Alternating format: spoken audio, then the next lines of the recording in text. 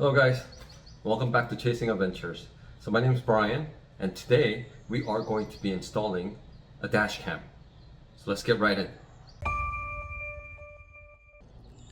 So the dash cam that I purchased is by a company called Heaboli. I did some extensive research and this is the best camera for the price that I found on Amazon. And I'll leave the link in the description so you guys could check it out as well. But it records in 4K, okay, and I also got a Samsung micro SD card for this because it is recommended that if you're gonna be recording in 4K, it's better to have a high-speed SD card as well. So first, let's open this dash cam.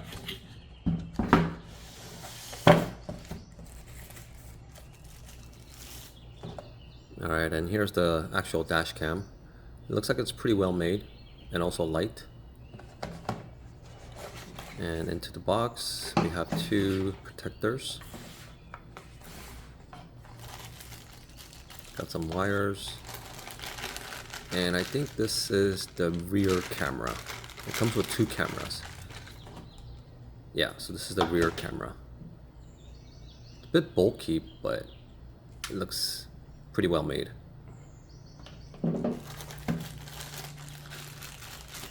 And what is this? Charging. Yeah, so this is the cigarette lighter charging cables.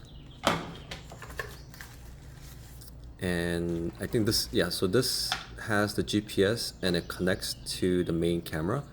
And it's with the magnet. So you just snap right in. Yep. And it's adjustable. And it looks pretty sturdy and it snaps pretty good. Yeah, when I'm shaking it, it doesn't feel like it's coming off.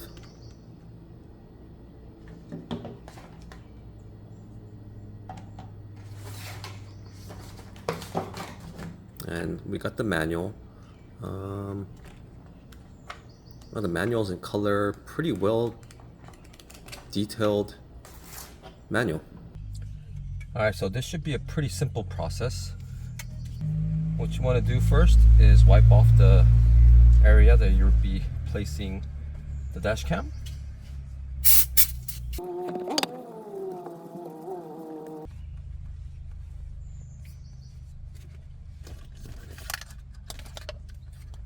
And I decided to mount the dash cam right here. My other car, I have it mounted up here,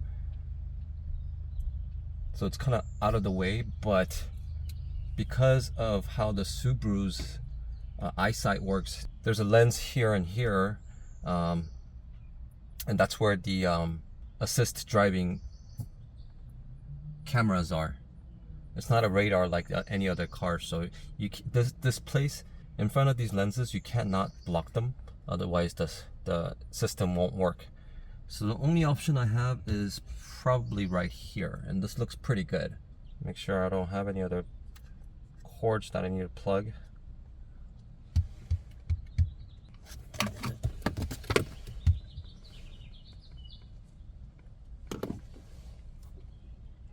Yeah, right about there should work. Okay.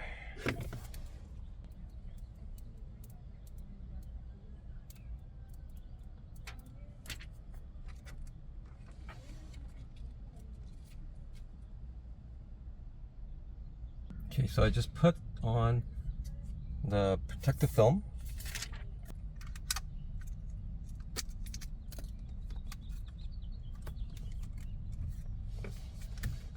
Now we're gonna put the dash cam, and it's with double-sided tape. So make sure everything is aligned before you press onto it.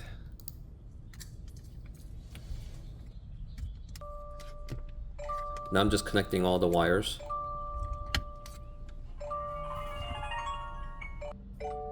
And making sure everything works before I tucked all the wires in. Now it's gonna come down to the driver's side, but the cigarette lighter port jack is on the passenger side, so we're just gonna run the wires through the passenger side.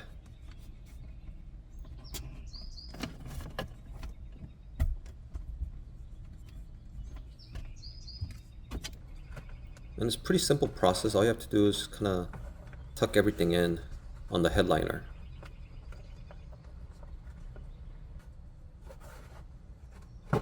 And after you tuck everything on the headliner, as you can see, all you have to do is remove the B pillar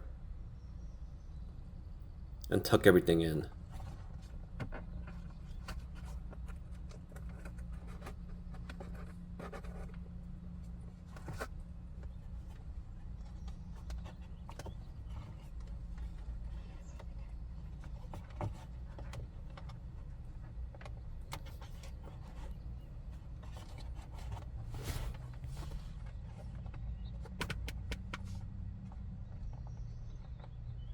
And you could use the panel removal kit to lift the weather protected rubber parts and just slide the wires through.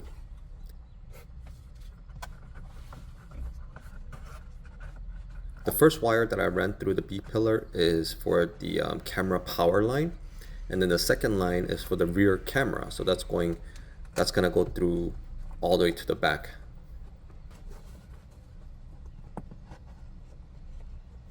And once that's done, just put the B pillar back.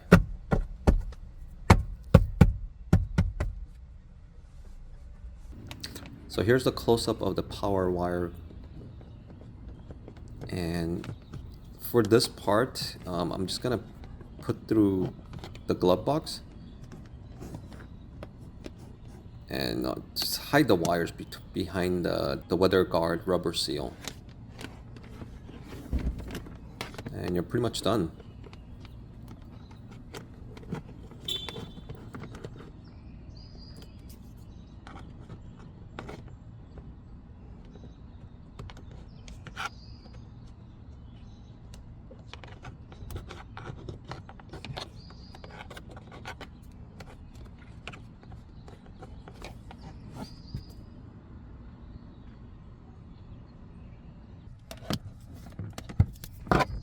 I'm just measuring out, because the power wire is pretty long, so I'm just measuring out how much wire I need.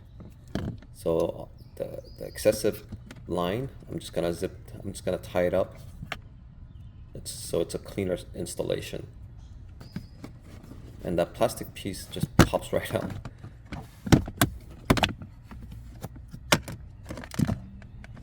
And we're just gonna lay the excessive wire and snap the panel back in.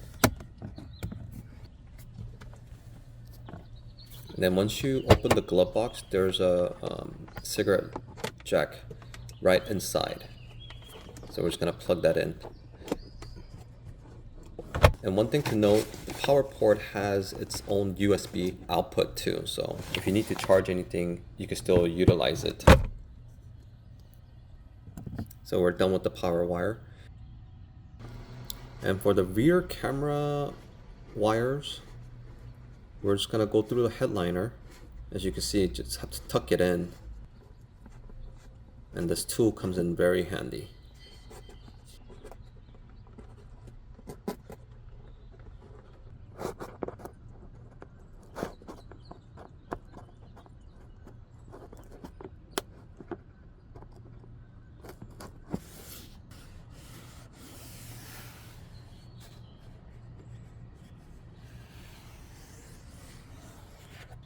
Done with the front portion and going back to the passenger rear.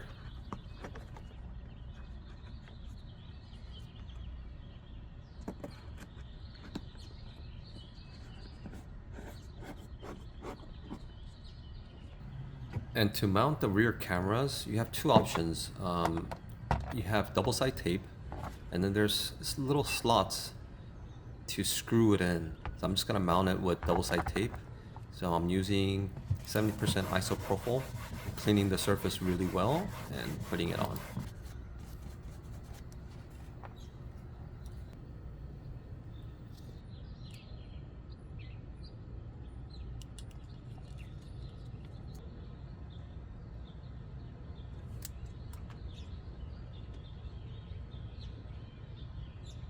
And making sure everything is lined up and press on.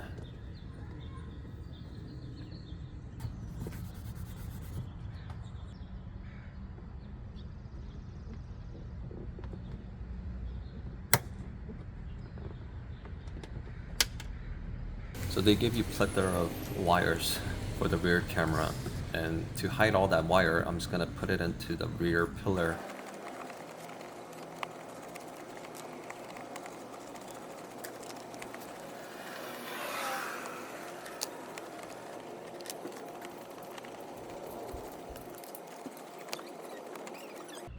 Still gonna be fine.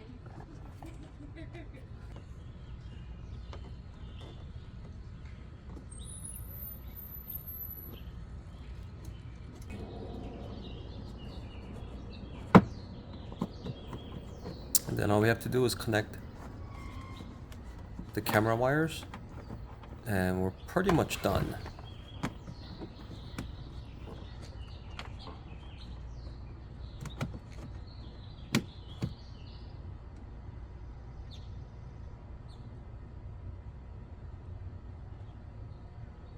Oh, and then the red wire is if you want to use the rear facing camera as a backup camera, and that's where you would connect it, but I didn't need to, so you could either cut it off, but I just decided to just keep it in there just in case if I sell it later. Now just going through the seams, see how it's like perfectly hidden and you can't even tell that it was on there. And you don't have to take any panels out because all you have to do is just slip right in. And make sure to remove the protective film, and there it is.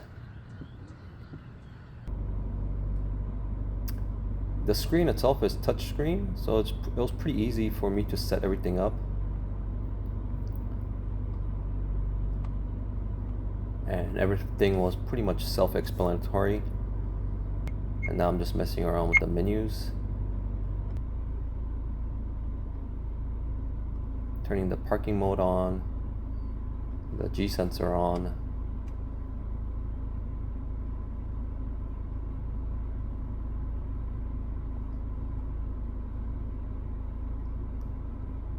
And loop recording to 5 minutes. I think that's the longest, yeah, that was the longest recording time you could get. And then the front resolution, I'm gonna keep it at 4K.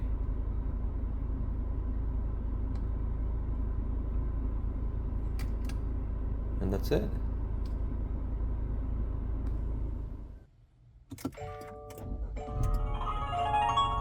And that's the startup sound, and I didn't like it, so you have an option to turn that off. And the camera is hiding right behind the rearview mirrors. And then here's a sample footage of me just driving around my neighborhood during the daytime.